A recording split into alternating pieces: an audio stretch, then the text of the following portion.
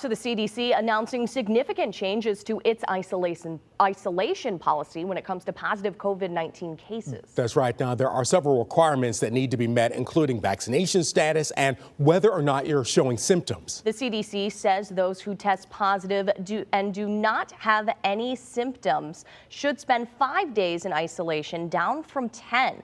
Those who have been exposed to the virus should quarantine for 5 days, but those who are boosted and exposed do not need to quarantine. 7 Action News reporter Faraz Javed joins us live now from Royal Oak with what local health experts are saying about this change.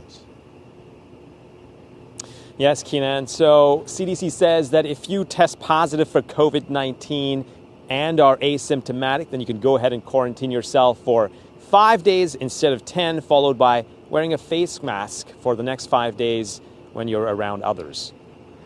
Beaumont Health System's Dr. Asha Shahjahan says the change reflects new data that shows people are most contagious 2 days before they show symptoms and 3 days after. But they still are recommending that you should be masking for 5 days after that initial 5 days of just quarantining. Dr. Shahjahan says since more people are vaccinated now, the symptoms are less severe and people can beat the virus at home. Many people are still getting the virus, but not as many people are getting hospitalized. That's why the CDC says fully vaccinated and boosted individuals don't need to quarantine, but should wear a mask for 10 days after the exposure. What's more, medical experts are now recommending for the focus to be more on the number of people being hospitalized or dying from the virus instead of just looking at the infection rate. Sometimes people can get overwhelmed and they look at the numbers like, oh my gosh, it's now we're going into 2022 and we still have so many cases of COVID. Like, what is going on? This thing is never ending.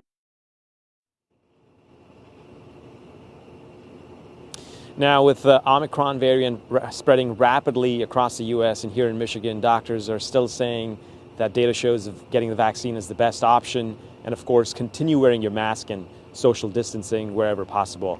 Reporting from Royal Oak, I'm Faraz Javed. Back to you, Ali and Keenan.